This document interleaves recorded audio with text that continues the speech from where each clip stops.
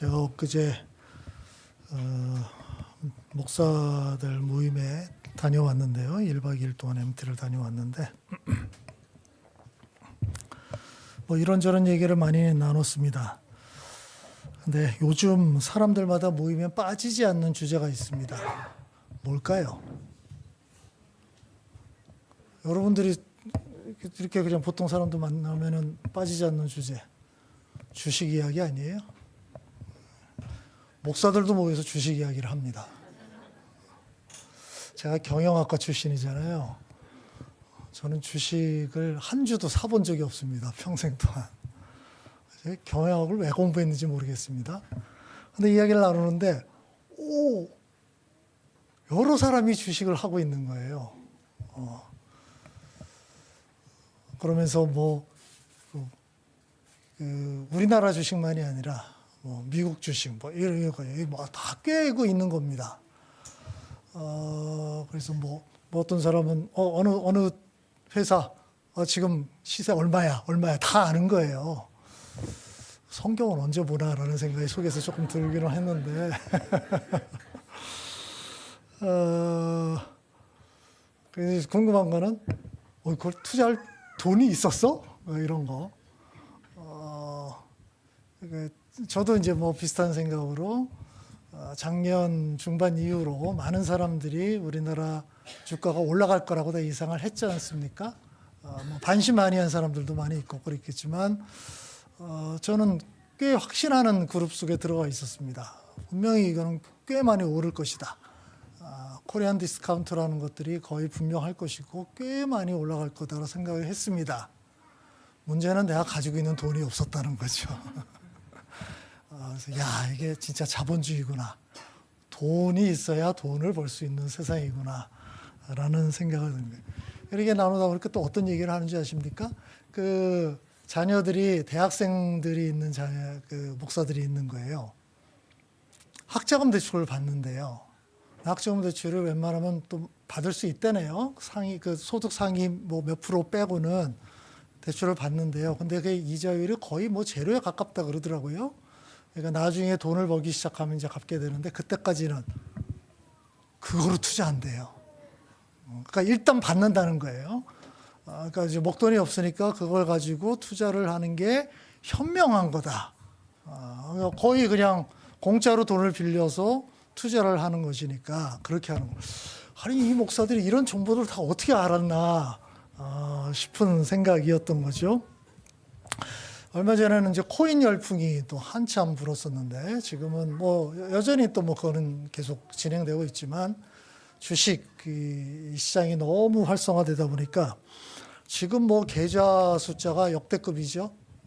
그야말로 아이에서부터 시작해서 노인들에 이르기까지 계좌 개설하는데 열풍이 불었습니다. 저도 잠깐 유혹을 받았다가 하면 하나 집어넣을 돈이 없는데 기독교인들도 이 흐름 속에 있죠. 아마 여러분들도 요 흐름 속에 올해 또 계좌를 새로 개설한 분 있지 않나요? 증권 투자 전혀 안 하다가 이거 해야 되는 거 아니야? 너무 분명한데 이런 거 이런 생각이 들기도 할 겁니다. 여러분이 혹시 주식 투자하는 분들이 있다면 주식 투자를 내가 투자하는 기업이 잘 되기 위해서 투자하시는 분이 있습니까? 내가 이 기업을 기여해야지. 내가 투자하는 것을 통해서 이 기업이 잘 되게 해야지. 이 생각으로 투자하시나요? 아마 거의 없을 거예요. 그죠? 투자하는 이유는 그래서 돈을 벌자. 이런 생각인 거죠. 이게 이제 흐름 따라 다르겠죠. 지금은 이제 주식이라는 열풍이었고요. 아까 말씀드린 코인이라는 것이 있었고 그전에는 지금까지 지속되는 부동산이라는 것들이 계속 있고요. 계속 아이템은 변하겠지만 계속 새로운 것들이 계속 나오겠죠. 그러나 그 모든 것들을 꿰뚫는 화두는 딱 하나죠. 돈이죠. 돈을 벌 수 있는 기회. 장이 열렸다? 그러면 거기에 참여하는 게 지혜로운 거다. 그렇지 않으면은 나는 가만히 있는데 나는 뒤처지는 듯한 느낌이 드는 거죠. 저 사람이 이렇게 해서 1,000만 원, 2,000원 벌었다 그러면 내가 마치 1,000만 원, 2,000만 원 손해보는 듯한 느낌이 든 거예요. 아니, 나는 아무것도 안 했는데. 이런 생각이 들면서 너도 나도 참여하는 쪽으로 나가게 되는 거죠. 돈이죠. 그렇죠? 돈은 필요하고 중요한 겁니다. 이 얘기는 이제 앞으로 또 하겠지만, 근데 이제 뭐 제가 오늘부터 이제 이야기하려는 건 뭐냐면, 이렇게 거의 이제 일반인들뿐만 아니라 기독교인들도 주식 열풍에 휩싸여 있고 돈에 대해서 관심도 많고 그렇게 되는데, 교회에서 돈에 대한 얘기를 거의 안 한다는 거죠. 돈은 약간 열외 같은 느낌이 들어요. 그 이유가 있습니다. 이 돈이라는 주제 자체가 좀 껄끄러워요. 일단 돈 얘기를 한다 그러면은 그게 좀 껄끄럽습니다. 어떻든 주식이 이렇게 막 다 돈 버는 이런 세상에 오면은 그래도 뭐 얘기하는 게 큰 문제는 없는데, 이게 또 다른 주제로 하게 되면 이게 또 굉장히 민감해져요. 우리 사회 지금 또 좀 약간 화두가 되는 게, 우리 잘 아는 대로 잘 되는 기업의 보너스 문제가 지금 사회적 이슈가 되고 있잖아요. 이런 것들은 그 기업에 있는 사람들하고 달리 다른 국민들도 약간 그 감정이 좀 다르긴 하겠지만 그런 이제 긴장감이 있는 거예요. 이것도 결국 돈 문제 때문에 그렇죠. 저 회사 다니는데 보너스를 뭐 4억을 받아? 7억을 요구해? 이게 가능한 거야? 그래도 되는 거야? 괜히 이제 그 얘기를 듣자마자 회사 가기 싫어지는 이런 일들이 벌어지는 거란 말이에요. 이게 굉장히 껄끄러워요. 그러니까 우리가 뭐 경건하게 예배드리고 거룩한 얘기를 해야 되는 이 교회에서 이런 돈 얘기를 한다는 게 참 힘들다. 이런 생각이 좀 많이 있는 거예요. 또 다른 측면은 목사들이 돈 문제를 건드렸다가 본전도 못 찾는 경우가 훨씬 많습니다. 왜냐하면 성도들이 돈에 너무 민감하기 때문에 그래요. 너무 민감한 문제는, 민감하다는 것은 각자들 가지고 있는 확신들이 있습니다. 이거 목사라고 해서 잘못 건드리면 별로 진짜 좋지 않습니다. 진짜 본전도 못 찾아요. 오히려 반값만 더 살 때가 많은 거예요. 그래서 뭐 예전부터 내려오는 얘기는, 교회에서는 돈 얘기하지도 말고 돈 거래도 하지 말고 뭐 그런 얘기들을 쭉 하잖아요. 그게 일단 목사와 성도들의 관계도 그렇고 성도들끼리도 분열시키는 이제 주제가 되기 때문에 그렇게 돼요. 그런데 가만히 생각해 보면 돈이 우리 삶에서 어떻게 보면 가장 중요한 주제라고 볼 수 있는데, 그거를 딱 빼놓으면은 뭐 이게 변죽만 울리는 게 되는 거잖아요. 거의 우리 삶의 모든 부분이 다 돈과 연결돼 있는데 요거를 언급 안 하고 또 여기에 대해서 깊이 성찰 안 하고서 뭐 한다? 이거 이상한 거예요. 그래서 이게 민감하고 위험한 주제이긴 하지만 다루지 않으면 안 되는 겁니다. 근데 물론 섣불리 이렇게 다룰 수는 없는 거죠. 굉장히 심사숙고하면서 다룰 수밖에 없는 주제입니다. 아까 말씀드렸듯이 저의 원래 전공은 경영학이었습니다. 돈과 가장 직결되는 전공이죠. 어떻게 하다가 그 경영학을 전공하게 됐는지 모르겠는데 그렇게 됐습니다. 지금도 돈에 대해서, 돈의 흐름에 대해서 관심은 여전히 있습니다. 뭐 예전에 비해서 뭐 그만큼 되는 건 아니지만 그런 뭐 훈련을 받아서 그런지 그런 것들에 대해서 제가 둔감하거나 그렇지는 않아요. 그래서 예를 들어서 우리 공동체하고 하심제, 하이제 뭐 이런 거 할 때 제가 그냥 무대뽀로 하자 이렇게 가지는 않습니다. 그런 거 할 때 늘 돈에 대한 계산들을 이면에서 다 생각하고 판단하고 진행을 합니다. 그걸 이제 내색을 안 하는 거죠. 물론 거기에 맨 마지막에 믿음 한 스푼을 더 집어넣는 거죠.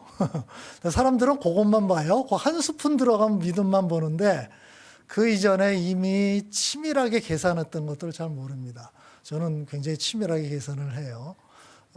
그렇게 되는데 이 돈이라는 주제도 제가 신학을 공부하면서도 여전히 계속 관심사였고 조금씩 계속 공부를 해왔던 거였어요. 그리고 제가 석사 논문이 돈에 관한 주제였습니다. 그거는 이제 그냥 개인적인 돈이 아니라 보통 사유재산이라 그러죠. 프라이빗 프로퍼티라고 얘기하는 건데, 그 사유재산, 개인이 가지고 있는 재산이 성경에서 뭐라고 얘기를 하나, 이런 주제였어요. 그러니까 뭐 그것들을 다룬 지가 벌써 30년이 더 됐지만 저의 머릿속에는 이 돈이라는 거, 이것들이 빠진 적이 없는 거예요. 그래서 꾸준히 공부하고 또 꾸준히 강의하고 이렇게 했는데 이것을 설교를 한번 제대로 해야 되겠다는 생각을 가진 지는 꽤 오래됐습니다. 근데 이게 때를 분별하는 게 굉장히 중요해요. 제가 준비됐다고 아무 때나 하는 게 아니라 지금 시대적인 상황과 우리 성도들의 상황을 쭉 보면서 적합한 때를 찾아야 되거든요. 준비하다가 작년부터 이제는 좀 이야기를 할 때가 됐다라는 생각을 해서 작년부터 이제 마무리 작업을 좀 했고요. 지금 이제 어느 정도 더 마무리가 됐습니다. 그래서 이제 해야 되겠다. 근데 제가 어떤 주제를 잡고 설교를 하게 되면 주제 한두 번 하지 않죠? 그죠? 보통 한 10대 번 합니다. 여기는 돈에 대한 주제로 설교를 10대 번 이상 하겠다는 뜻입니다. 이게 한두 번 한다 끝날 문제가 아니에요. 워낙 관련된 이야기들이 많기 때문에 그거를 조금 더 깊이 있게 들여다볼 필요가 있습니다. 그럼 우리가 지금까지 해왔던 건 뭐였죠? 설교의 주제가 뭐였죠? 마가복음을 해왔잖아요. 어디까지 했는지 아십니까? 제가 지난주에 설교했는데 제가 설교에 심혈을 기울여서 준비를 한다 그랬는데 아무도 기억을 못하는 거예요. 이게 8장 후반부까지 했습니다. 그죠? 그게 보통 이제 마가복음을 분석할 때 전반부라고 얘기할 수 있어요. 지금 전반부가 끝난 겁니다. 그래서 여기에서 잠깐 휴지기를 가지고 돈 이야기를 조금 시작하고 그다음에 돈 얘기만 주장창 하게 되면 여러분은 너무 스트레스를 받을 것 같아서 제가 앞으로는 마가복음과 돈 이야기를 섞어서 설교를 하려고 합니다. 돈 얘기만 계속 하려고 그러지 않아요. 그래서 요 돈 이야기도 한 10대 번 해야 되기 때문에 중간중간 한 두세 번 하고 또 마가복음 또 보고 이렇게 좀 섞어서 가려고 합니다. 그러니까 왜 이렇게 왔다 갔다 하지? 그렇게 생각하지 마시고 그런 분들은 이제 오늘 안 나오신 분들이고 이 영상도 안 보신 분들이에요. 이제 완전히 들통나는 겁니다. 그래서 지금 앞으로 5월은 제가 돈에 대한 얘기를 할 겁니다. 일단 처음이기 때문에 4번 정도는 서론에 해당되는 부분들을 얘기해야 될 것 같고 그 다음에 6월부터는 돈과 마가복음을 왔다 갔다, 돈과 마가복음, 뭐 이상한 이제 조합인데 왔다 갔다 하면서 설교를 하게 될 겁니다. 근데 제가 이제 돈에 대해서 설교를 하는데 마가복음도 뭐 그런 필요가 있겠지만 요거는 그냥 제가 일방적으로 전하는 것으로 그치면 안 될 것 같고요. 여러분 가족 모임에서 제가 설교하는 걸 가지고 같이 이야기를 나누면 좋겠다 싶습니다. 그래서 요거에 대해서는 제가 나눔 질문을 리더들에게 보내드릴 겁니다. 그러니까 가족 모임 할 때마다 뭐 길든 짧든 요 설교를 주제로 제가 드리는 질문을 중심으로 그 질문의 모든 것들을 다 다룰 필요는 없지만 좀 같이 좀 이야기를 나누면 좋겠다 싶어요. 뭐 제 얘기를 듣는다고 모두가 다 동의할 것도 아니고요. 모두가 다 아멘하고 갑자기 삶을 바꿀 것도 아니고요. 각자의 삶의 형편들이 있을 테니까 그 부분들을 같이 꺼내놓고 이야기를 해야 실질적으로 의미가 있지 않을까 그런 생각이 들어요. 그래서 제가 설교 끝나고 나면 리더들에게 질문 몇 가지를 보내줄 겁니다. 그러면 그거를 가지고서 여러분 가족 모임에서 같이 이야기를 나누면 훨씬 좋지 않을까 그렇게 생각을 해야 합니다. 자, 오늘은 첫 시간이어서 조금 기본적인 이야기를 하겠습니다. 돈은 필요한 것인가? 뭐 너무나 당연한 이야기 같지만 한번 조금 정리를 해보는 겁니다. 원시사회, 그야말로 이제 그냥 옛날 시대로 거슬러 올라갑니다. 이 원시사회를 경제를 얘기할 때 보통 자급자족 경제라고 얘기하죠. 그러니까 사람들이 자연에서 나는 것만을 거의 채취하거나 또는 뭐 경작을 하거나 해서 그냥 먹고 사는 정도. 뭐 그런데 큰 문제가 없었죠. 저희가 혹시 필요하면 저희가 직접 뭔가를 만들어서 또 물자를 조달하는 이런 방식들. 이런 사회를 이제 보통 원시 사회죠. 여기서 좀 더 나가게 되면 이제 물물 교환을 하죠. 내가 이런 것들을 좀 많이 만들 수 있어. 너는 뭘 가지고 있냐? 우리 바꾸자. 교환하는 이런 물물 교환 경제로 넘어갑니다. 지금도 물론 자연인으로 살아가는 사람들이 있습니다. 여전히 그 인기 프로그램이라 그래요. 자연인 산속에 들어가서 살아있는 거 채취하고 농사 짓고 뭐 닭 키워서 거기서 계란 먹고 뭐 이렇게. 근데 몇 명이나 될까요? 모르겠습니다. 혹시 자연인 꿈꾸시는 분 있어요? 음성에 오면 자연인으로 살 수 있습니다. 진짜 뭐 거기서 채취할 수 있는 것들이 너무 많아요. 지난주에는 두릅을 많이 따왔거든요. 산 주변에 두릅이 정말 널려 있는 거예요. 그냥 따오면 돼요. 그래서 우리 공동 식사에서 한번 같이 먹었죠. 그런 것들이 그냥 있어요. 우리는 이제 까막눈이라서 어떤 것들이 먹는지 못 먹는지 모르는 건데 이제 아는 사람들은 아는 거죠. 이 작물은 이거는 먹어도 되고 이거는 산에 그냥 널려 있는데 우리는 모르는 거잖아요. 아는 사람들은 먹을 게 너무 많다고 얘기하는 거죠. 그러니까 자연인들은 그렇게 먹고 사는데 전혀 문제가 없는 거잖아요. 그렇죠? 그 사람들이 돈을 벌어야 될 이유가 별로 없는 거예요. 그냥 그렇게 하면서 먹고 사는 거란 말이에요. 이렇게 가다가 이제 화폐 경제 시대로 넘어가게 되죠. 이게 물물 교환을 계속 하다 보니까 이게 1대1로 물건만 교환하는 것들이 좀 불편하더라. 그러면 이게 좀 더 어떤 좀 복잡한 거래를 도와주는 것들이 있으면 좋겠는데 이러면서 중간 매개체가 화폐라는 것들이 만들어지는 거잖아요. 그러니까 매개체입니다. 화폐는. 화폐 그 자체가 가치가 있는 건 아니죠. 매개체 역할을 하게 되는 거예요. 근데 이것을 촉진했던 것 중에 하나가 도시화죠. 사람들이 모여 살기 시작하면서. 도시화가 됐다는 얘기는 굉장히 큰 의미로 뭐냐면 자연과 격리됐다는 뜻입니다. 도시화의 큰 흐름은 자연과 격리됐다. 여러분 그렇죠? 여러분 도시에 살죠? 거의 자연과 격리되어 있습니다. 제가 음성에서 지금 뭐 그렇게 한 지 몇 달 지내는데 몇 달 안 됐는데 제가 자연이 저희 삶에 확 들어오는 걸 느껴요. 이게 다르구나. 정말 다르구나라는 거를 느낍니다. 나중에 또 뭐 얘기할 기회가 있겠는데. 그래서 예전에는 도시화는 자연과 격리, 이걸 그냥 말로는 했는데 제가 실감을 못 느꼈는데 정말 느끼게 되더라고요. 이거 정말 다른 거구나. 우리는 자연과 너무 떨어져서 살고 있구나. 그러면 채취하거나 이렇게 살 수가 없어요. 그러면 늘 매개체가 필요한 거예요. 그래서 화폐 경제가 더 발전하게 됩니다. 그러면 이제 어떤 물품보다는 화폐가 더 중요한 시대로 변하게 되어버리는 거죠. 매개체가 더 중요해 버립니다. 그 매개체가 원래 생산했던 것의 그 가치를 다 담게 되는 것이니까. 그래서 화폐, 그거를 가지고 있는 것이 중요한 일이 되는 거죠. 그래서 화폐가 없으면 생존이 불가능한 시대가 돼버리는 거예요. 이렇게 되면서 우리들은 생존을 위해서 이제는 우리가 쌀 농사를 짓는 게 아니라 돈이 있어야 되는 거예요. 그죠? 내가 먹고 살려면 쌀이 있어야 돼. 우리 그렇게 생각 안 하죠. 그죠? 돈이 있어야 돼. 이렇게 생각해요. 먹고 살려면 계란이 있어야 돼. 이 생각 안 하는 거예요. 돈이 있어야 돼. 이렇게 생각하는 거잖아요. 돈. 아니, 돈은 요즘은 제가 화표를 본 지가 별로 너무 오래돼서 요즘 현찰을 안 들고 다니잖아요. 현금을 안 들고 다니서 세종대왕입니까? 누굽니까? 신사임당입니까? 누굽니까? 이거 가만히 들여본다가 얘가 뭐가 나오는 거 아니잖아요. 근데 이 속에 모든 가치가 다 담겨 있는 거죠. 우리는 다 그렇게 집어넣어 버린 거예요.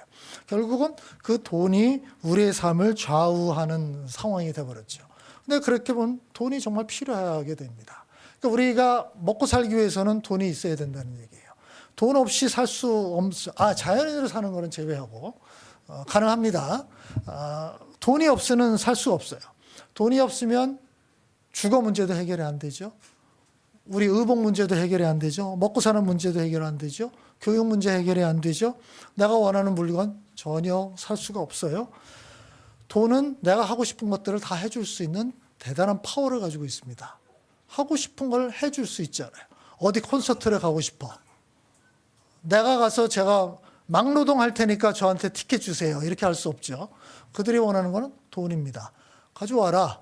티켓 12만 원이다. 12만 원 내야 되는 거예요. 그러니까 돈으로서 모든 것이 결정됩니다. 그러면 내가 그 콘서트를 가고 싶다. 그 돈을 어디선가 만들어 와야 되는 거예요.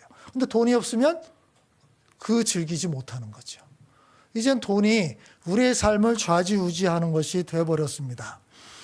그래서 사람들은 돈이 있어야 행복해진다고 생각합니다. 맞나요? 틀리나요? 맞아요. 그죠? 이건 아멘입니다. 돈이 있어야 행복해집니다. 왜냐하면 돈이 우리가 원하는 걸 해줄 수 있는 파워를 가지고 있으니까. 맞잖아요. 여러분이 갑자기 오늘 이 비 오는데 파전에 막걸리가 생각난다. 누가 그냥 줍니까? 돈이 있어야 되는 거죠. 그죠? 아니 누가 주기는 해요. 누구 가까이 옆에 있는 사람한테. 땡기지 않니? 딱 치면서.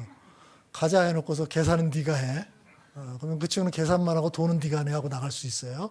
이런 거 아니면은 내가 원하는 걸 하기 위해서는 돈이 필요하고, 그래서 파전에 막걸리 딱 먹으면 행복감이 느껴지잖아요. 그죠?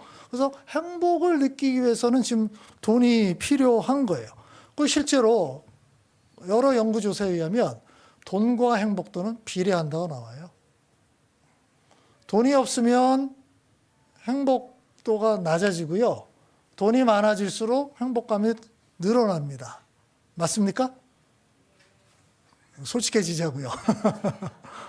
돈이 많아지면 행복감 늘어납니다. 이거 조사한 거예요. 물론 이 조사라는 거는 여론조사 이런 조사라는 거는 물론 예외는 있습니다. 나는 거기에 해당 안 돼. 뭐 이런 사람이 있기는 있어요. 그런데 일반적으로 그렇다는 얘기죠. 행복도가 올라간다고 얘기를 합니다. 분명히 올라가요. 그래프가 이렇게 나옵니다. 쫙 올라가죠. 그죠? 돈이 많아질수록, 소득이 많아질수록 막 올라가요. 그죠? 이게 꽤 시간이 된 거라서 여러분 여기에 뭐 더 올려도 됩니다. 연봉 뭐 1억, 2억. 여러분 생각할 때, 내가 연봉이 1억, 2억, 내가 3억. 저게 여기인데 4가 나한테는 4억이랴. 뭐 이렇게 생각해도 돼요. 그러면 계속 행복도 올라갈 것 같아. 올라가겠죠. 근데 사람들이 지적하는 건 여기서 이제 그 다음 단계 하는데 맨 마지막에 가보세요. 어떻게 됩니까? 예, 꺾이죠. 그래서 요거를 뒤집어 놓은 U자형이라고 얘기를 합니다. 어느 정도 올라가다가 한계 효용이 발생하는 겁니다. 더 이상 행복도가 증가하지 않는 때가 있는 거예요. 돈에. 그리고 오히려 증가하는 게 아니라 감소하는 걸로 나타납니다. 그 다음에 돈이 더 많아지잖아요. 행복도가 줄어드는 거예요. 저는 그 정도까지 돈이 많아진 적은 없지만 그럴 것 같기는 해요. 재벌들 이렇게 하는 거 보면 저 사람 행복할까라는 생각이 가끔 들기는 해요. 그럼 그 생각 들지 않아요? 별로 행복할 것 같지 않아요. 그냥 재벌 안 하고 그 돈 가지고 그냥 살면 좋을 것 같은데 왜 저렇게 하지? 그런 거. 이게 이 조사에서 이렇게 나옵니다. 이게 어느 수준을 넘어가게 되면 행복도가 떨어진다는 거. 자, 이거는 일반적인 조사고요. 제가 생각할 때 우리 대부분은 저 정점까지 못 갑니다. 그렇죠? 한참 멀었어요. 거기 한참 그러니까 우리는 돈이 많아져 행복도 증진됩니다. 맞죠? 증진돼요. 여러분 지금 소득에 제가 했던 2~3배까지도 행복도가 계속 늘어날 것 같아요. 생각만 해도 막 행복해지지 않아요? 갑자기 소득이 막 2~3배 늘어난다는 거. 그래서 오히려 돈이 부족하게 되면 문제가 발생할 때가 많습니다. 돈이 없을 때. 돈이 없으면 아까 얘기했듯이 돈이 줄어들수록 그러면 행복도가 줄어드니까 이거는 다른 말은 불행한 것들이 늘어난다는 얘기가 돼요. 그것도 맞지 않아요? 돈이 점점 부족해질수록 이게 삶이 쪼들리게 되고 내가 해야 될 것, 하고 싶은 것을 못하게 되고 이렇게 되는 거잖아요. 그러니까 점점 내가 좀 불행하다는 생각이 점점 늘어날 수밖에 없는 거예요. 그래서 성경에서도 그런 얘기를 하죠. 요 나중에도 이제 요 구절이 굉장히 중요한 구절인데요. 그 자만의 지혜자가 기도를 이렇게 하잖아요. 가난하게도 부유하게도 하지 마십시오. 저에게 필요한 양식만 주십시오. 이렇게 하고서 이제 제가 중간에 생각했고요. 뒷부분에 뭐라 그러냐면 제가 혹시 가난해지면 혹시 도둑질 할 이 유혹이 생기거나 하나님의 이름을 욕되거나 그러니까 뭔가 부정한 일을 하거나 이렇게 될 위험이 있을 것 같습니다. 제가 그 유혹을 못 이길 것 같습니다. 그 정도로 가난하게는 해주지 마십시오라는 기도예요. 너무 현실적이죠. 그렇습니다. 우리 얼마 전에 그 캄보디아 스캠 범죄에 연루된 청년들, 돈 많은 청년들이 갔을까요? 아니죠. 다 돈에 찌들리는 청년들이에요. 학자금을 마련하기 위해서, 전세자금을 마련하기 위해서요. 그 친구들이 그 정도 돈이 있었으면 그 유혹에 넘어가지 않습니다. 지금 이 자문의 말씀은 똑같은 거예요. 돈이 그 정도로 없기 때문에 단기간 고수익 알바 여기에 그냥 넘어가는 거예요. 근데 그 자식 지금 오늘 아침 뉴스도 그렇게 나왔는데 지금 부동산 세금 뭐 이렇게 강화한다 그러니까 지난달 그 전달에 자녀들에게 아파트를 그냥 양도하는 것들이 비율이 확 올라갔다 그러더라고요. 그러니까 내 세금 내고 이렇게 하느니 나 그냥 자식에게 그 수억에 수십억짜리를 자식에게 그냥 줘버리는 겁니다. 그리고 그냥 세금을 내겠다. 그 정도로. 이렇게 됐다라. 그 청년들이 캄보디아 갈까요? 스캠 범죄 하러? 안 가요. 자기가 지금 먹고 살 게 너무 없으니까. 대학생인데 학비 낼 돈이 없으니까 전세 댈 돈이 없으니까 가는 거예요. 이게 지금 자문에서 얘기하는 상황은 똑같은 겁니다. 너무 가난해지고 너무 돈이 없게 되면 이런 유혹을 심하게 받게 됩니다. 그 저항할 힘이 없어요. 그래서 이 지혜자가 기도를 하는 거야. 내가 그 유혹을 이길 힘이 없을 것 같아요. 그러니까 나한테 좀 돈을 좀 주세요. 이렇게 기도를 하는 거거든요. 이처럼 돈은 우리의 행복과 상당히 직결되어 있다는 거예요.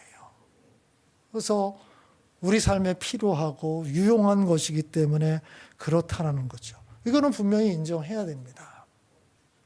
돈은 필요하다, 중요하다, 있어야 되는 것이다. 우리의 행복을 증진시켜준다라는 부분들이요. 근데 이제 제가 쭉 얘기했지만 여러분 이제 머릿속에 조금 좀 생각해요. 그게 얼만큼이냐라는 거예요. 그죠? 지금까지 얘기를 할 때는 약간 추상적인 얘기가 있습니다. 돈이 많으면. 그 얼만큼 많으면. 돈이 적다? 얼만큼 적으면.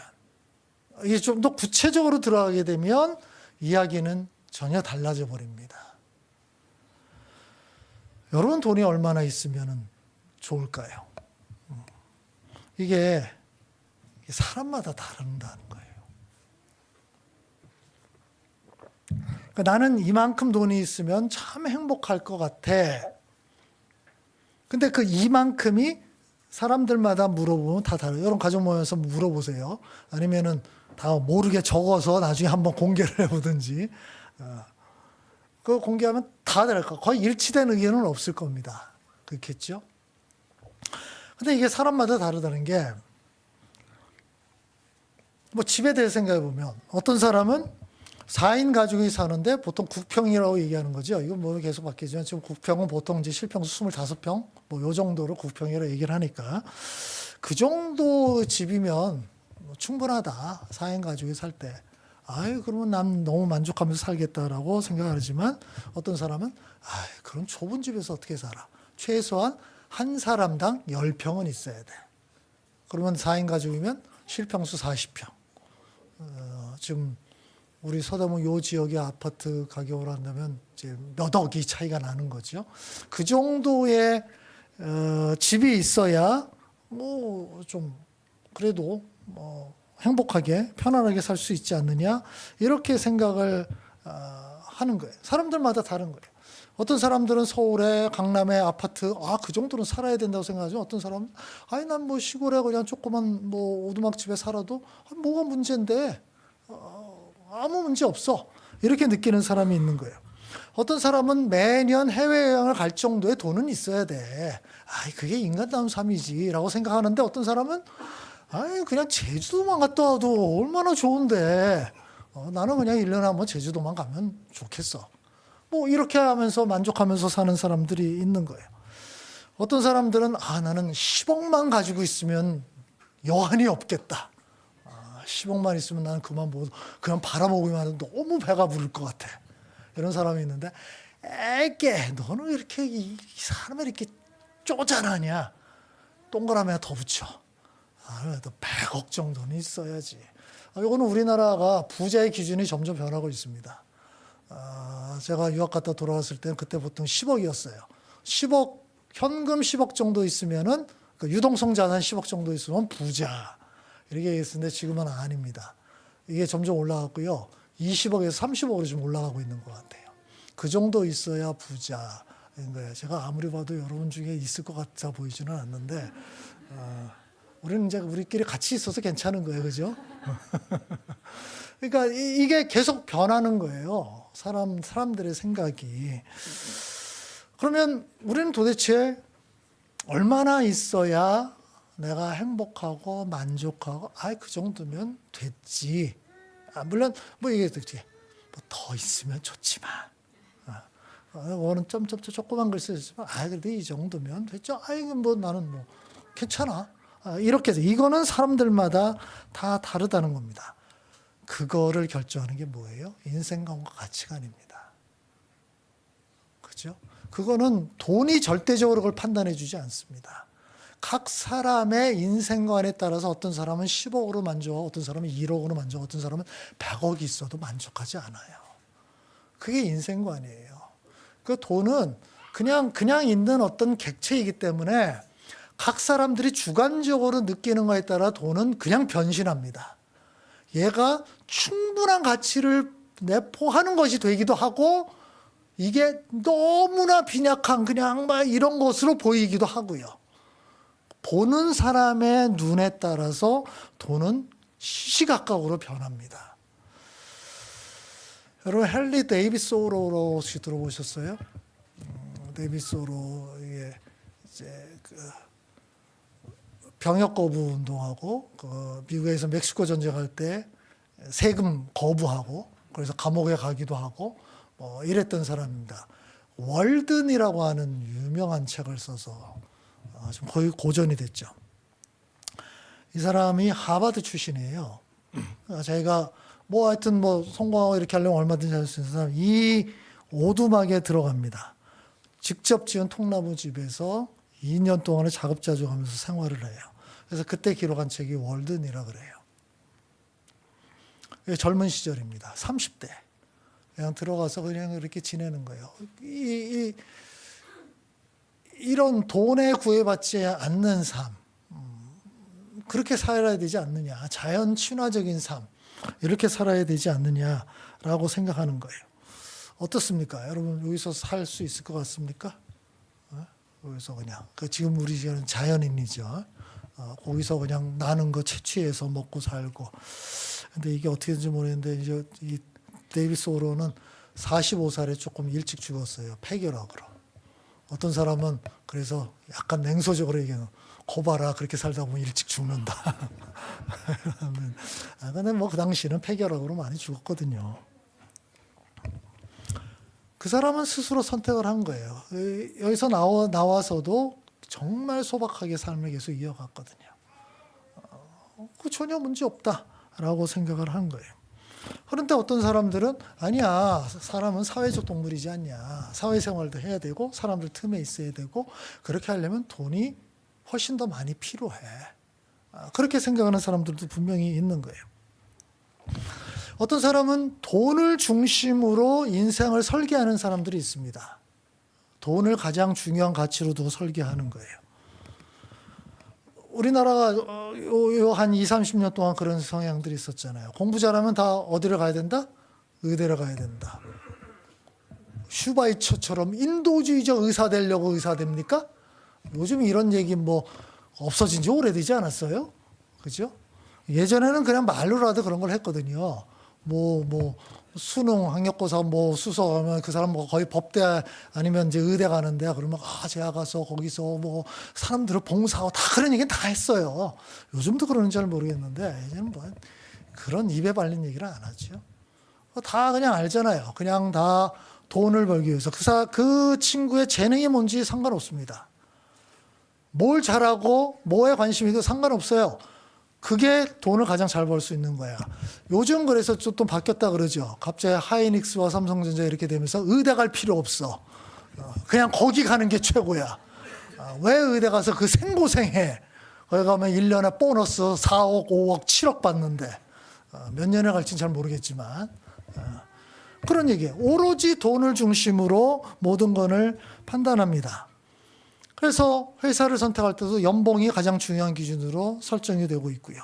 이게 심지어 데이트할 때도 돈으로 사람을 평가하는 경향들이 점점 심해지고 있다 그래요. 모든 사람 다 그런 건 아닌데 그게 노골적으로 내세우는 경우도 있지만 은근하게 밑에서. 그럼 요즘 뭐 데이트 앱이라든지 결혼정보업체라는 거는 이거 굉장히 중요하죠. 거기서 벌써 등급이 쫙 있더라고요. 가끔은 그냥 나오잖아요. 등급이 이제 쭉 A에서부터 쭉 있는 거예요. 예전에는 목사가 꽤 순위 높았습니다. 지금 찾아오기 힘들어요. 이게 굉장히 이게 비극적인 건데 목사가 어떻게 순위가 높을 수가 있어요? 높았던 적이 있었어요. 이게 교회 타락성의 시작이었던 거인 거예요. 목사가 돈을 많이 번다? 이거 어떻게 돈을 많이 벌죠 도대체? 그런 거. 돈을 중심으로 인생을 설계하는 친구들이 있습니다, 분명히. 그런데 거꾸로 아니야, 나는 돈보다 더 중요한 게 있어. 그와 전혀 상관없는 쪽으로 인생을 설계하는 친구들도 있지 않나요? 있습니다. 많습니다. 제가 유학 시절에 처음에는 이제 보스턴 지역에 가 있었는데 보스턴에 여러분 잘 아는 대로 유명 대학들이 다 포진해 있지 않습니까? 거기에 박사과정 또 포닥 이렇게 온 친구들이 굉장히 많이 있었습니다.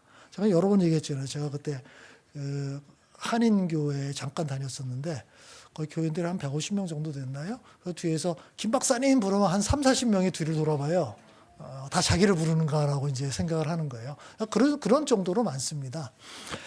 근데 그 중에서 몇 명 친구들을 만났는데 이 친구들이 진짜 똑똑한 친구들입니다. 거기 이제 하버드하고 MIT에 포닥을 하는 친구들인데 자기는 이 포닥 다 끝나고 나면 교회에서 지시하시는 곳에 가서 그쪽에서 직업을 구하고 교회를 섬기겠다라고 얘기를 해요. 이런 신박한 얘기를, 이런 신실한 얘기를, 그죠? 포닥 다 끝나고 하버드 MIT에서 포닥을 끝내고 그러고 나면 교회가 지시하는 곳으로 가는 지교회가 이제 미국 전역에 있는 거예요. 그쪽으로 가서 거기서 직업을 구하고 거기에서 교회를 섬기면서 선교 활동하면서 살겠다라는 친구들이 있었어요. 아쉽게도 그 친구들 구원파 친구들이었어요. 어떻게 구워 삶았는지 이 표현이 좀 그러나요? 하여튼 성경 공부하면서 굉장히 힘들었습니다.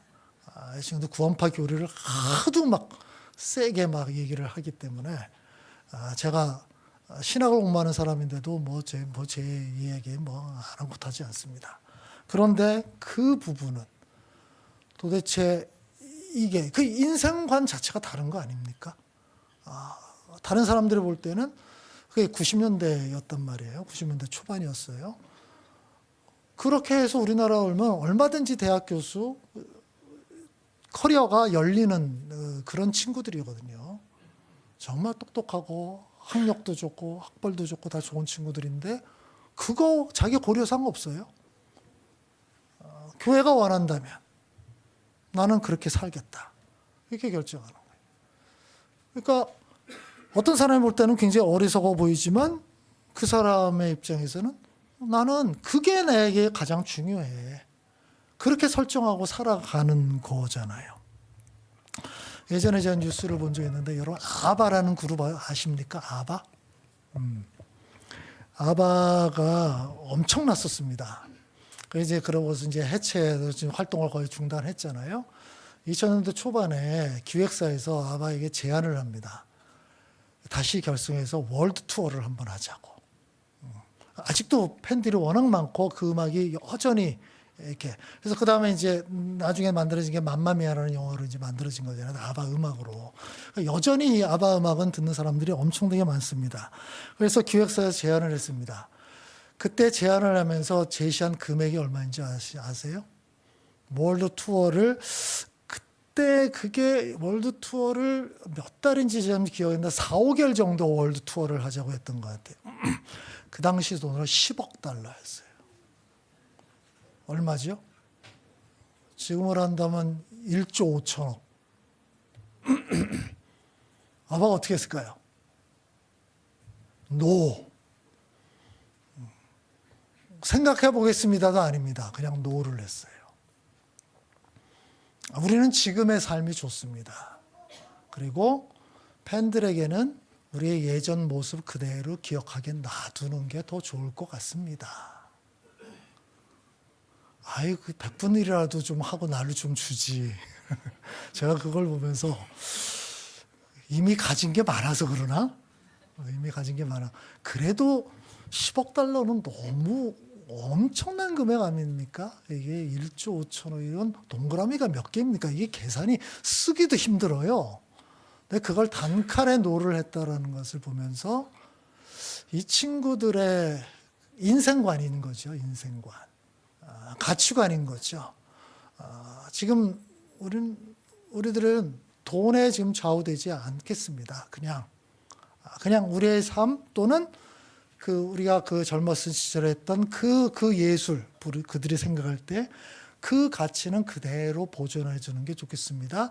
우리가 지금 월드 투어를 한다는 건 어떤 면에서는 돈을 위해서 움직이는 거와 똑같기 때문에 안 하겠습니다. 결국 돈이 얼만큼 필요한가라는 거는 각 사람마다 다른 거예요. 그건 인생관과 가치관에 따라 다른 거죠.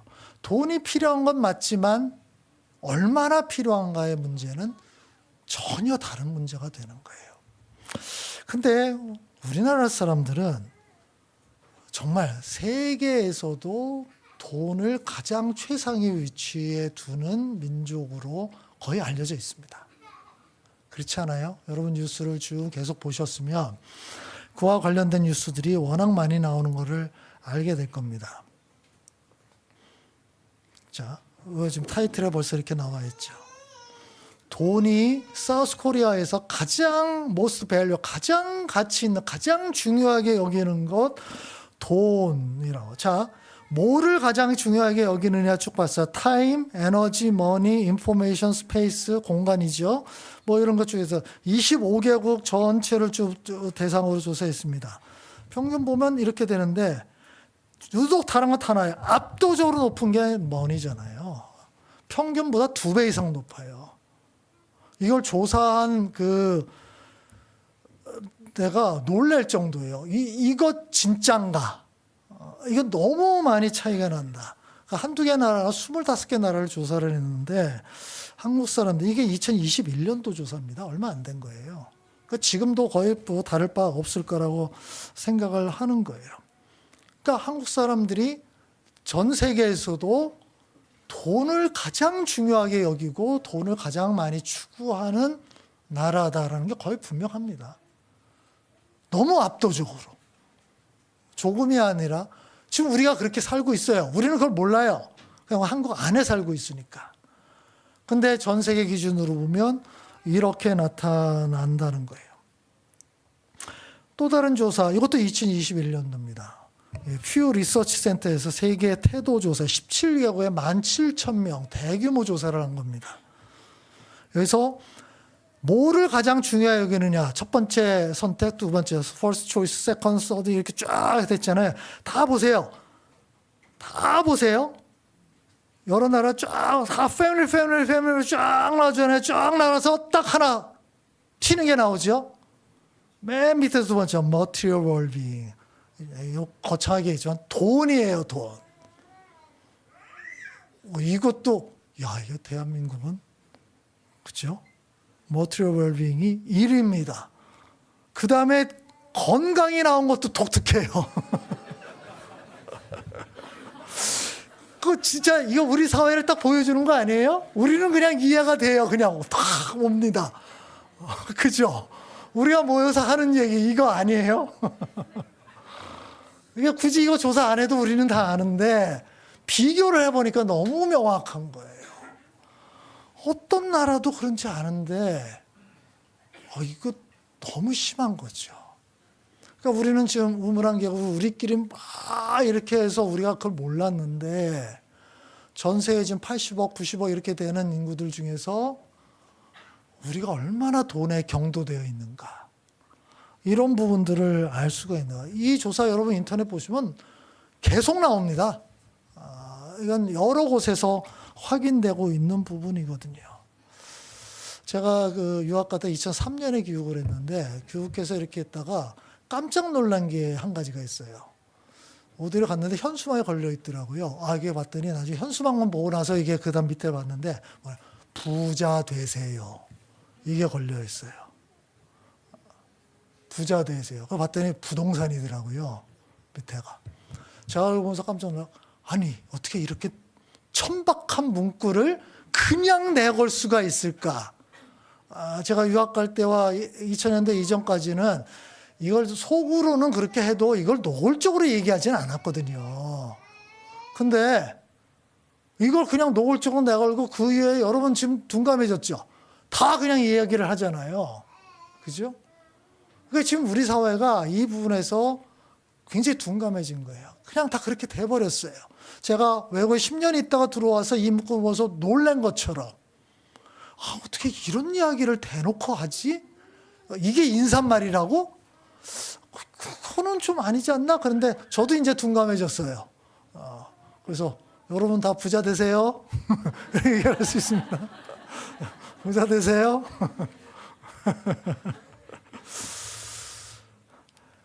우리 아이들한테 물어봤습니다. 진로 결정할 때 가장 중요한 게 뭐냐? 이것도 뭐 새삼스러운 거 아니죠. 그렇죠? 돈이 지금 우리 사회를 완전히 장악했습니다. 현대 전 세계를 장악하는 건 뭐 어디게 되는데 거기에 아주 최고의 그 교두보가 대한민국인 것 같아요. 만몬이 딱 교두보로 삼고 있는 그 지점이 대한민국. 이건 참 좀 생각해 볼 거예요. 어떻게 하다가 우리가 이렇게 됐을까? 그래도 이제는 좀 먹고 살만하게 된 것 같은데 어떻게 이렇게 됐을까? 왜냐하면 우리처럼 고난을 겪는 나라가 한두 나라가 아니거든요. 그죠? 식민지였던 나라 전 세계 거의 절반 이상의 국가가 다 식민지였던 시절을 겪었었으니까. 그리고 여전히 경제적으로 우리보다 힘든 우리나라는 세계에서 거의 지금 한 2개 정도 중진국에서 선진국으로 실질적으로 움직인 나라로 꼽거든요. 그 정도로 성공한 나라인데 그러면 이제 조금 돈에 좀 여유가 있어야 될 것 같은데 아닌가. 오히려 더 그쪽으로 나가고 있는 추세인 거예요. 그래서 이런 것들은 우리가 살아가면서 돈이 우리 사회를 완전히 지배하고 있구나라는 것을 그냥 느끼게 되죠. 정말 돈으로 모든 것을 판단하고 있습니다. 이 이야기는 또 뭐 처음부터 끝까지 다 여러분 제가 이것도 좀 보다 보는데 임대 아파트가 요즘은 그 보통 아파트 단지에서 의무적으로 임대 아파트를 포함하도록 돼 있다 그래요. 근데 계속 뉴스가 나오잖아요. 출입구를 다르게 하고 어떤 데는 아파트 색깔을 다르게 하고 커뮤니티 센터를 못 쓰게 하고 심지어 어떤 걸 했냐면 학교를 아이들 보내는 학교를 못 가게 구분을 하는 거예요. 임대 아파트 단지 아이들이 다니는 학교에 분양 세대가 자기 아이들을 거부를 합니다. 보내기를. 거부해버렸어요. 이런 일들이 지금 계속 벌어지고 있어요. 그게 무슨 기준이죠? 딱 돈이에요. 그렇죠? 돈을 기준으로 그냥 차별하고 있는데 그게 왜 문제인데 이렇게 생각하는 거예요. 이게 더 심각한 게 이게 왜 문제인데 이건 우리의 권리인데 그걸 권리라고 생각을 하는 거예요. 그러니까 지금 임계치를 넘어도 한참 넘은 상황인 거예요. 우리가 돈이 필요하고 중요하고 우리 삶에서 정말 있어야 될 것은 분명한데 그게 진짜 완전히 하늘을 뚫고 올라가 버렸다는 거죠. 계속해서 얘기하지만 우리가 그 사회 속에서 살고 있기 때문에 우리가 점점 우리도 마비되어 가고 있다는 뜻이에요. 그렇죠? 우리가 그런 사회에 살고 있다는 것 자체를 모르고 있는 거예요. 이런 면에서 우리가 해외에서 좀 살아보는 경험은 좋고요. 해외 여행 갔을 때 2000년, 3000년 전에 고조에 가서 사진 찍고 돌아오는 게 아니라요. 그들의 삶의 모습을 보는 거 돌아오는 게 중요하다고. 제가 여행할 때 이런 얘기를 좀 하거든요. 그들이 지금 어떻게 살고 있나. 이러면 우리가 객관적으로 보이게 됩니다. 이것도 그죠? 그래서 지금 전 세계 명품, 이게 지금 전쟁 때문에 명품 시장이 지금 딱 다운됐는데요. 예외 대한민국입니다. 대한민국은 해가 지지 않는 나라예요. 명품에 있어서. 무슨 일이 있어도 명품 쇠퇴하지 않습니다. 심지어 미국, 중국이 졸부들의 나라라고 알려져 있잖아요. 비교가 안 돼요. 미국. 우리 소득 수준이 미국에서 우리 절반도 안 되거든요. 1인당 국민소득이. 절반도 안 되는데 명품에 쓰는 돈을 보면 어마어마한 거예요. 중국의 백만장자가 우리나라 인구보다 더 많다는 거 아시죠? 그죠? 그럼에도 불구하고 이런 일들이 벌어지고 있는 거는 우리 사회가, 그 이유가 있겠죠. 명품을 사는 이유가 있을 거란 말이에요. 근데 어떻든 그거는 돈에 의해서 결정되는 것이니까. 이런 사회에 우리가 살고 있다는 거였어요. 그러면 기독교인은 어떻게 좀 다를까요? 어떻게 이 땅에 사는 기독교인들은 조금 돈에 이제 초연하고 뭐 그런가요? 그럼 제가 어제 왜 목사들 얘기해서 목사들도 주신 뭐 얘기를 막 할까요? 그렇죠? 근데 교회도 별 예외가 없습니다. 왜냐하면 우리 교회 주류 교회들은, 우리 한국 교회의 주류 교회들은 여전히 부와 성공의 복음을 추종하고 있거든요. 예수 믿으면 복 받는다. 예수 믿으면 성공한다. 예수 믿으면 부자 된다. 이 생각이 가장 인기 있는 가르침이에요. 돈과 연루된 교회 장로와 목사들의 부정부패 소식. 계속 나오죠? 심심치 않게 나와요. 가끔 나오는 거, 얼마 전에 강서구에 아파트 단지 주변에 장애인 학교를 건립하기로 했습니다. 근데 그 아파트 주민들이 극구 반대했죠. 장애인 학교 들어오면 아파트 가격 떨어진다. 그 반대 추진위원장이 교회 권사님이었습니다. 이런 것들이에요. 이거는 새삼스러운 일이 아니에요. 아파트 가격 떨어진다고. 근데 떨어지지 않거든요. 다른 사람들 그거 전혀 아니다라고 얘기를 하는데도, 실증적인 교육 아니라고 하는데도 그들의 공포심이 장애인 학교를 세우지 못하게 해요. 그 장애인들은 그걸 세워야 되고, 그게 안 세워지면 1시간 이상을 차로 다른 학교로 가야 되는 상황임에도 불구하고 니들 사정은 내가 알 바 없어. 우리 집 가격 떨어지는 게 훨씬 더 중요해. 그걸 앞장서는 사람이 기독교인이었다는 사실이에요. 이런 상황입니다. 여전히 교회에서 간증자를 내세우는 사람들은 사회적으로 성공한 사람들이에요. 그렇죠? 여전히 성공지상주의가 교회를 지배하고 있는 사회죠. 굉장히 유명한 성경 구절이죠. 두 주인을 섬기지 못한다. 그 두 주인이 뭐예요? 하나님과 재물, 만몬. 이 구절 모르는 기독교인이 거의 없을 겁니다. 근데 다 아는데도 불구하고 우리는 실질적으로 이렇게 하고 있는 거예요. 두 주인을 섬기고 있는 거예요. 하나님과 만몬을 동시에 섬기고 있는 그런 상황인 겁니다. 계속해서 말씀드리지만 돈은 필요합니다. 우리에게 있어야 될 것들이에요. 근데 그 돈의 위치가 어디냐는 다른 문제입니다. 디모데전서 6장 6절에 10절, 오늘 본문 말씀입니다. 자, 같이 한번 읽어봅시다. 사족할 줄 아는 사람에게는 경건은 큰 이득을 줍니다. 우리는 아무것도 세상에 가지고 오지 않았으므로 아무것도 가지고 떠나갈 수 없습니다. 우리는 먹을 것과 입을 것이 있으면 그것으로 만족해야 할 것입니다. 그러나 부자가 되기를 원하는 사람은 유혹과 올무와 여러 가지 어리석고도 해로운 욕심에 떨어집니다. 이런 것들은 사람을 파멸과 멸망에 빠뜨립니다. 돈을 사랑하는 것이 모든 악의 뿌리입니다. 돈을 쫓다가 믿음에서 떠나 헤매기도 하고 많은 고통을 겪기도 한 사람이 더러 있습니다. 자족이라는 게 나중에 또 얘기를 하게 될 겁니다. 우리에게 돈이 필요합니다. 근데 얼마나 있어야 될까라는 부분이 이 자족과 연결이 됩니다. 한도 없이 끝도 없이 가게 된다면은 거기에서 문제 발생하는 거죠. 중간에 보면 어떻게 된다고요? 유혹과 올무와 여러 가지 어리석고 해로운 욕심에 떨어지고요. 그렇게 된다는 거예요. 돈을 계속 너무 거기에 민감해서 추구하다 보면 그렇게 되고요. 그 다음 단계 어떻게 되죠? 파멸과 멸망의 길로 가게 된다는. 파멸과 멸망이 그냥 인생 쪽난다 이렇게만 생각할 필요 없어요. 인생에서 중요한 거를 놓치게 된다. 그때 붙잡았어야 될 어떤 중요한 가치들을 놓치게 됐고 나중에 땅을 치면서 후회할 일들이 벌어질 것이다. 그런 것들입니다. 훨씬 우리 인생에서 중요한 것들이 있거든요. 그것을 앞세우지 않고 돈을 앞에 세우면 그로 인한 부작용들은 오랫도록 계속해서 청구서를 내민다고 얘기를 하는 거예요. 우리가 그리스도의 제자로 살아갑니다. 그렇게 살아가기 때문에 돈이 필요해요. 그런데 돈은 우리가 살아갈 때 필요한 것 중에 하나예요. 그렇죠? 다시 한번 말씀드립니다. 돈이 필요하고 중요한 거지만 우리가 살아가는데 필요한 것들이 여러 가지 있는데 그 중에 하나입니다. 그 모든 것들을 포괄한 상위 개념이 아니라는 뜻이에요. 우리가 이 생각을 바르게 정립하지 않으면 여기서 얘기했던 대로 우리는 유혹과 올무에 빠져버리게 됩니다. 근데 문제는 유혹과 올무에 빠지는 것을 인지하면서 빠지는 경우가 없어요. 올무가 원래 그런 거잖아요. 모르게 위장했고 나중에 내가 빠졌구나를 아는 거예요.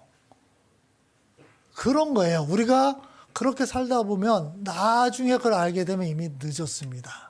내 발목이 잡혀버린 거예요. 내가 놓쳐버린 것도 이 길로 가지 말았어야 되는데 다른 길로 갔었어야 되는데 그 생각을 해봤자 이미 늦었다라는 겁니다.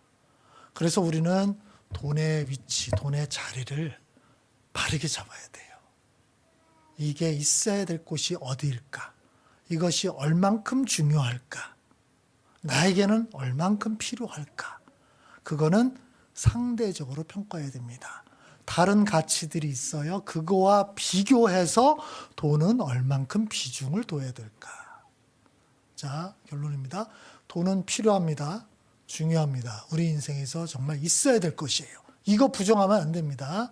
그런데 돈이 독보적인 존재는 아니에요. 우리 인생에서 필요한 것이 돈만이 아니에요. 다른 것들도 다 필요합니다. 그것과 비교해서 돈의 위치를 잡아줘야 돼요. 이게 그리스도인의 삶이고요. 여기에서 성공하지 못하면 그리스도의 제자로 온전히 살아가기 어렵습니다. 돈은 엄청난 마력을 가지고 있기 때문에 그래요.